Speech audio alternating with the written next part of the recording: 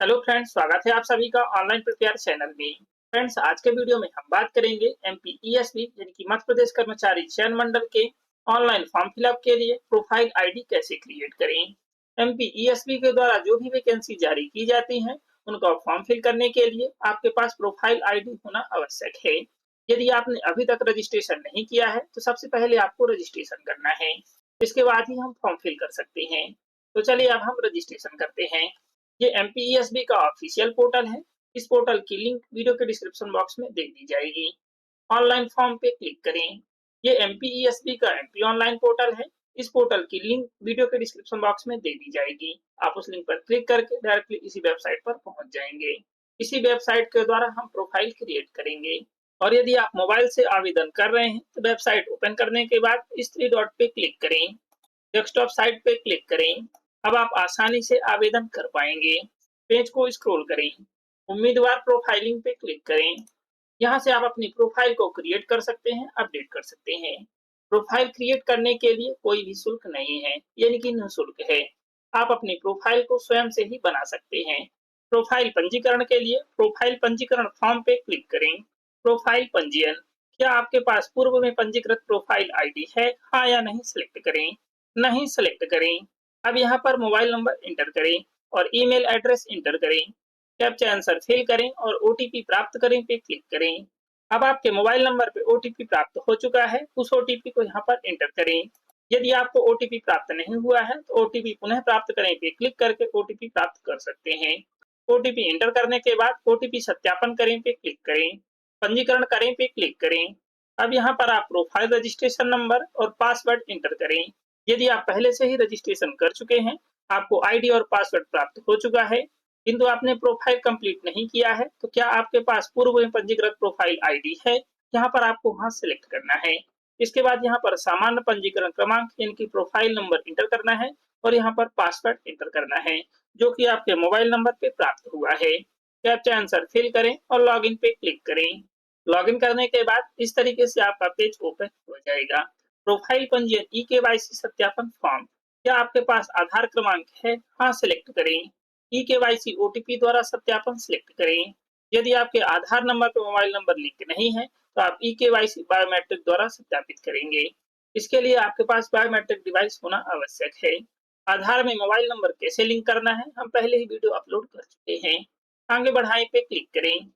आधार number enter करें। Declaration checkbox टिक करें। Captcha answer fill करें। जनरेट ई केवाईसी ओटीपी पे क्लिक करें। यदि जनरेट ई केवाईसी ओटीपी पे क्लिक करने के बाद ऑब्जेक्ट प्रेफरेंस नॉट सेट का मैसेज शो हो रहा है तो आप मुख्य पृष्ठ पे क्लिक करें। प्रोफाइल पंजीकरण फॉर्म पे क्लिक करें। क्या आपके पास पूर्व में पंजीकृत प्रोफाइल आईडी है? हाँ सेलेक्ट करें। यहाँ पर आप प्रोफाइल रजिस्ट्रेशन नंबर और यहाँ पर पासवर्ड इंटर करें, जो कि आपके मोबाइल नंबर पे प्राप्त हुआ है। कैप्चा आंसर फिल करें और लॉगिन पे क्लिक करें। क्या आपके पास आधार क्रमांक है? हाँ सेलेक्ट करें। ई केवाईसी ओटीपी द्वारा सत्यापन सिलेक्ट करें। आगे बढ़ाएं पे क्लिक करें। आधार नंबर एंटर करें। डिक्लेरेशन चेकबॉक्स टिक करें। कैप्चा आंसर फिल करें। जनरेट ई केवाईसी ओटीपी पे क्लिक करें। अब आपके आधार से रजिस्टर्ड मोबाइल नंबर पे ओटीपी प्राप्त होगा, उस ओटीपी को यहाँ पर एंटर करें। ओटीपी को एंटर करें, डिक्लेरेशन चेकबॉक्स को टिक करें। गेट डिटेल्स पे क्लिक करें। इस तरीके से आपका प्रोफाइल पंजीकरण फॉर्म ओपन हो चुका है। अब हम इसे फिल करेंगे। यहाँ पर आपको अपनी पर्सनल इंफॉर्मेशन 10th क्लास की मार्कशीट के अकॉर्डिंग फिल करना है। आप अपना फर्स्ट नेम एंटर करें। आप अपना उपनेम या लास्ट नेम एंटर करें। यदि आपका मिडिल नेम है या तो आप फर्स्ट नेम के साथ एंटर करें या लास्ट नेम के साथ एंटर करें। यदि आपका लास्ट नेम नहीं है, मिडिल नेम है, तो मिडिल नेम एंटर करें। और यदि आपके नेम में ना ही मिडिल नेम है और ना ही लास्ट नेम है तो आप यहाँ पर एनए एंटर करें। पिता या पति का फुल नेम एंटर करें। आप फीमेल हैं और आपकी मैरिज हो चुकी है, यहाँ पर पति का नेम एंटर कर सकती हैं। और यहाँ पर माता का फुल नेम एंटर करें। डेट ऑफ बर्थ सेलेक्ट करें। बर्थ ईयर सेलेक्ट करें। बर्थ मंथ सेलेक्ट करें। बर्थ डेट सेलेक्ट करें। आपकी डेट ऑफ बर्थ सेलेक्ट हो चुकी है। क्या आप मध्य प्रदेश के मूल निवासी हैं? हाँ या नहीं सिलेक्ट करें। जेंडर सेलेक्ट करें। कैटेगरी सेलेक्ट करें। यदि आप मध्य प्रदेश के मूल निवासी नहीं हैं तो आप अनरिजर्व सेलेक्ट करें। उच्च शैक्षणिक योग्यता का स्तर सेलेक्ट करें। आपके पास जो भी लास्ट क्वालिफिकेशन है उसे आप सेलेक्ट करें। आप 8वीं पास हैं, 10th क्लास पास हैं, 12th क्लास पास हैं, आईटीआई पास हैं या डिप्लोमा पास हैं या इंजीनियरिंग डिप्लोमा पास हैं। इंजीनियरिंग पास हैं, स्नातक हैं, स्नातकोत्तर हैं या पीएचडी हैं। आप अपने अकॉर्डिंग क्वालिफिकेशन सेलेक्ट करें। जैसे कि हम 12th क्लास पास हैं तो इंटरमीडिएट सेलेक्ट करेंगे। निवास का क्षेत्र सेलेक्ट करें, आप ग्रामीण क्षेत्र से हैं या शहरी क्षेत्र से हैं। क्या आवेदक निःशक्तजन यानी कि दिव्यांग है और आपकी स्थायी दिव्यांगता कम से कम 40% है, हाँ या नहीं सेलेक्ट करें। यदि आप हाँ सेलेक्ट करते हैं तो यहाँ पर डिसेबिलिटी टाइप सेलेक्ट करें। क्या आप विवाहित हैं, हाँ या नहीं सेलेक्ट करें। यदि आप हाँ सेलेक्ट करते हैं तो यहाँ पर मैरिज डेट सेलेक्ट करें और यहाँ पर जीवित बच्चों की संख्या एंटर करें। अंतिम बच्चे की डेट ऑफ बर्थ सेलेक्ट करें। क्या अंतिम बच्चे जुड़वा है, हाँ या नहीं सेलेक्ट करें। प्रेजेंट एड्रेस फिल करें। मकान नंबर एंटर करें। यदि आपके एड्रेस में मकान नंबर नहीं है तो यहाँ पर 00 एंटर कर सकते हैं। गली मोहल्ला या गांव एंटर करें। क्षेत्र या कॉलोनी एंटर करें। शहर या तहसील एंटर करें। स्टेट आपका ऑलरेडी सिलेक्ट है, डिस्ट्रिक्ट सेलेक्ट करें। पिन कोड नंबर एंटर करें। आप अपना फुल एड्रेस एंटर करें। आवेदक के शरीर का स्थायी पहचान चिन्ह एंटर करें, जैसे कि मोल का निशान, वर्ण का निशान, कट का निशान आदि। आपका आइडेंटिफिकेशन मार्क परमानेंट होना चाहिए। आवश्यकता पड़ने पर आप एग्जाम के समय दिखा सकें।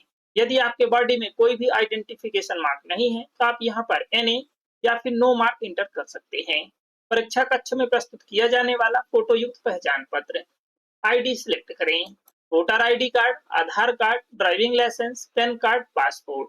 इनमें से आपके पास जो भी आईडी प्रूफ है उसे आप सिलेक्ट करें। यदि आप आधार कार्ड सिलेक्ट कर रहे हैं तो आपके पास मूल आधार कार्ड होना आवश्यक है। आपका आधार नंबर ऑलरेडी फिल है। यदि आप अन्य आईडी जैसे पैन कार्ड या वोटर आईडी कार्ड या पासपोर्ट सिलेक्ट करते हैं तो आपको उनका नंबर एंटर करना है और यहाँ पर नंबर कंफर्म करना है। आपका यहाँ पर आधार के अकॉर्डिंग एड्रेस डिटेल्स है और यह फोटो है। डिटेल्स फिल करने के बाद एक बार आपको चेक कर लेना है। यदि आपकी सभी डिटेल्स करेक्ट है तो आप इस चेक बॉक्स को टिक करें। पंजीकृत करें पे क्लिक करें। अब यहाँ पर हमें डॉक्यूमेंट अपलोड करना है और लाइव फोटो अपलोड करनी है। आपको अपनी लाइव फोटो अपलोड करना है, सिग्नेचर करना है और स्वयं की लिखी हस्तलिपि भी अपलोड करना है। अभ्यर्थी का फोटोग्राफ सामने से खींचा हुआ होना चाहिए, जिसमें आंखें, कान, नाक एवं मुंह स्पष्ट रूप से दिखाई देना अनिवार्य है। लाइव फोटो आप वेब कैम या फिर मोबाइल कैमरा से कैप्चर कर सकते हैं। यदि आप दृष्टि दोष के कारण चश्मा पहनते हैं तो आपकी आंखें स्पष्ट रूप से दिखाई देना चाहिए। यदि आपका कैमरा अलाउ नहीं है तो सबसे पहले अपने कैमरे को अलाउ कर लें। यदि आप वेब कैम या मोबाइल से फोटो लाइव कैप्चर कर रहे हैं, आप अपनी फोटो को इस फ्रेम में एडजस्ट करें। इसके बाद फोटो कैप्चर पे क्लिक करें। फोटो कैप्चर करते समय पर्याप्त लाइट होनी चाहिए। इस तरीके से आपकी फोटो कैप्चर हो चुकी है। यदि आप अपने फोटो को अगेन कैप्चर करना चाहते हैं तो फोटो एडजस्ट करने के बाद अगेन फोटो कैप्चर पे क्लिक करें। आपकी फोटो अपडेट हो जाएगी। यदि आप अपने मोबाइल फोन से क्यूआर कोड को स्कैन करके कैप्चर करना चाहते हैं तो जनरेट क्यूआर पे क्लिक करें। इस तरीके से आपका क्यूआर कोड जनरेट हो चुका है। अब आप अपने मोबाइल से इसे स्कैन करें। गूगल लेंस से भी आप इसे स्कैन कर सकते हैं और सर्च पे क्लिक करें। इस तरीके से आपका लाइव कैप्चर का पेज ओपन हो चुका है। यदि आपने अभी तक कैमरा अलाउ नहीं किया है तो अलाउ कर दें। फोटो फ्रेम में करेक्ट फोटो एडजस्ट होने के बाद कैप्चर फोटो पे क्लिक करें। आपकी फोटो कैप्चर हो चुकी है। सेव फोटो पे क्लिक करें। आप क्लियर इमेज अपलोड करें। ओके पे क्लिक करें। अगेन कैप्चर करें और सेव करें। जैसे ही आपकी फोटो गाइडलाइन के अकॉर्डिंग कैप्चर हो जाएगी, सेव होके इस तरीके से मैसेज शो होगा, फोटो हैज बीन सेव्ड।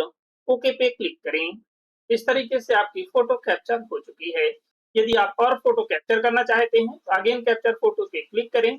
इसके बाद सेव फोटो पे क्लिक करें। फोटो सेव होने के बाद गेट फोटो पे क्लिक करें। इस तरीके से आपकी फोटो अपलोड हो चुकी है। यदि आप इसे चेंज करना चाहते हैं तो रिसेट पे क्लिक करके रिसेट करें। अगेन फोटो अपलोड करें। आपकी फोटो स्पष्ट दिखाई दे रही है, चेक बॉक्स टिक करें। अब यहाँ पर हमें सिग्नेचर अपलोड करना है। सिग्नेचर अपलोड करने के लिए ब्राउज पे क्लिक करें, सिग्नेचर सेलेक्ट करें, ओपन पे क्लिक करें। इस तरीके से आपका सिग्नेचर ओपन हो चुका है। अब आप अपने सिग्नेचर को इस बॉक्स पे एडजस्ट करें। इस बॉक्स को होल्ड करें और आप अपने सिग्नेचर के ऊपर ड्रैग करें।